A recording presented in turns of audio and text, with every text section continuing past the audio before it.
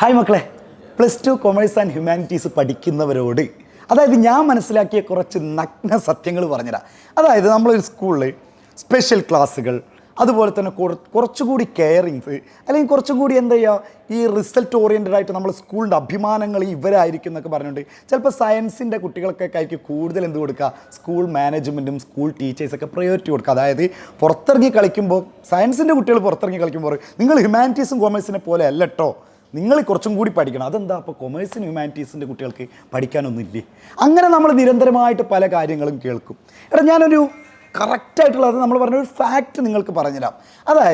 ഒരു 100% കുട്ടികൾ, ഒരു 100 കുട്ടികൾ എക്സാം എഴുതി കഴിഞ്ഞാൽ സയൻസിൽ ഏകദേശം ഒരു 92 അല്ലെങ്കിൽ 95% കുട്ടികൾ പാസ്സാവുന്നുണ്ട്. പക്ഷേ നേരെ അത് കൊമേഴ്സിലേക്ക് വരുമ്പോൾ ഒന്നും കൂടി കുറയുന്നുണ്ട്. നേരെ ഹ്യൂമാനിറ്റീസിലേക്ക് എത്തുമ്പോൾ അതൊരു 75 to 80% ആണ് വരുന്നത്.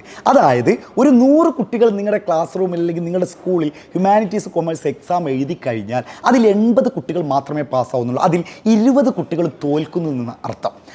ഒന്നുകൂടി ഞാനത് നിങ്ങൾക്ക് എക്സ്പ്ലെയിൻ ചെയ്ത് പറഞ്ഞാൽ 5 കുട്ടികൾ എക്സാം എഴുതി കഴിഞ്ഞാൽ അതിൽ 1 കുട്ടി തോൽക്കുന്നു എന്നാണ്. ഒന്നുകൂടി ഞാനത് വിശദീകരിച്ച് പറഞ്ഞാൽ, നിങ്ങളുടെ ബെഞ്ചിൽ 5 കുട്ടികൾ ഇരിക്കുന്നുണ്ട്, അതിലൊരു കുട്ടി തോൽക്കുന്നു.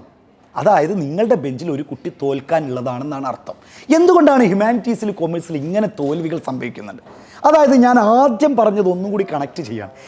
നമ്മൾക്കാരും പ്രയോറിറ്റി തരുന്നില്ല, നമ്മൾക്ക് അധികം ഓപ്പർച്യൂണിറ്റീസ് ഇല്ല. നമ്മൾ ചിന്തിക്കലതാണ്, സയൻസിനാണല്ലോ ഒരുപാട് ഓപ്പർച്യൂണിറ്റി, കൊമേഴ്സ് ആൻഡ് ഹ്യൂമാനിറ്റീസിന് അധികം ഓപ്പർച്യൂണിറ്റി ഇല്ല, ആരും നമ്മളോട് പറയുന്നില്ല.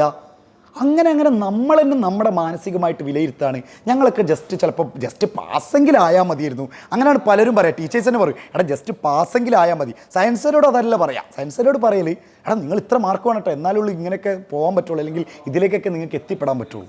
അതിനൊക്കെ ഒരു മാറ്റം വരുത്തേണ്ടത് ഞാൻ നിങ്ങൾക്ക് ഒരു ഉറപ്പ് തരികയാണ്. നമ്മുടെ എജുപോർട്ട്, ഹ്യൂമാനിറ്റീസിനും കൊമേഴ്സിനും ഇത്ര അടിപൊളിയായിട്ട് ക്ലാസ്സുകൾ കൊടുക്കുന്ന മറ്റൊരു ചാനൽ നിങ്ങൾക്ക് കമൻറ്റ് ചെയ്യാൻ കഴിയില്ല. ഇനി അങ്ങനെ ഏതെങ്കിലും ചാനലിൽ നിങ്ങൾ കമൻറ്റ് ചെയ്തോ. ഞാൻ കൃത്യമായിട്ട് പറയുകയാണ്, കേരളത്തിൽ ഹ്യൂമാനിറ്റീസ് വരെ ഇത്രയും വൃത്തിയായിട്ട് ലൈവ് ക്ലാസ്സുകൾ, കൃത്യമായിട്ട് ഷെഡ്യൂൾ ക്ലാസ്സുകൾ കൊടുക്കുന്ന മറ്റൊരു ക്ലാസ്സുകളും ഉണ്ടാവില്ല. എൻ്റെ പ്രിയപ്പെട്ട മക്കളോട് ഞാൻ പറയുന്നത്, ഇനി നമുക്ക് അങ്ങനെ തോറ്റ് പിന്മാറാനുള്ളതല്ല, ഇനി നമുക്ക് ജയിച്ച് കാണിക്കാനുള്ളതാണ്. സ്കൂളിൽ ഏറ്റവും ടോപ്പ് മാർക്കിൽ നിൽക്കുന്നത് കൊമേഴ്സും ഹ്യൂമാനിറ്റീസും കുട്ടികളാണെന്ന് നമുക്ക് തെളിയിച്ച് കൊടുക്കേണ്ട ഒരു അവസരമാണ് മക്കളെ. +1 നിങ്ങൾ എന്തെഴുതി, എങ്ങനെ എഴുതി എന്നുള്ളതൊക്കെ പോട്ടെ, ക്വസ്റ്റ്യൻ പാറ്റേൺ ഒക്കെ മാറിയിട്ടുണ്ടെന്ന് +2 പറഞ്ഞിട്ടുണ്ടല്ലോ. മക്കളെ, ഇന്ന് മുതൽ പഠിച്ചു തുടങ്ങിക്കോ. നിങ്ങൾക്ക് സ്വയം പഠിക്കാനാണ് കഴിയുന്നെങ്കിൽ അങ്ങനെ സ്വയം പഠിച്ചോ. പക്ഷേ സ്വയം പഠിക്കാൻ കഴിയുന്നില്ലെങ്കിൽ നിങ്ങൾക്ക് വൃത്തിയായിട്ടൊരു ഗൈഡൻസോട് കൂടി നമ്മൾ എജുപോർട്ടിൻ്റെ ക്ലാസ് ആരംഭിച്ച് കഴിഞ്ഞിട്ടുണ്ട്. മക്കളെ, ഇന്ന് തന്നെ, ഇപ്പോൾ തന്നെ നിങ്ങൾക്ക് ജോയിൻ ചെയ്യാൻ ഈ നമ്പറിൽ കാണുന്ന നിങ്ങൾ കോൺടാക്റ്റ് ചെയ്യണം. ജോയിൻ ചെയ്തോളൂ. ഈ പൈസ നിങ്ങൾക്ക് യാതൊരുവിധ നഷ്ടവുമാവില്ല. കാരണം 1 വർഷത്തിനാണ് ഈ പേയ്മെൻറ്റ് വരുന്നത്. ഈ 1 വർഷത്തിൻ്റെ പേയ്മെൻറ്റ് എന്ന് പറയുമ്പോൾ നിങ്ങളൊന്ന് ഡിവൈഡ് ചെയ്ത് നോക്കിക്കഴിഞ്ഞാൽ ഒരു ദിവസത്തേക്ക് വളരെ ചെറിയ പേയ്മെൻറ്റ് മാത്രമേ വരുന്നുള്ളൂ.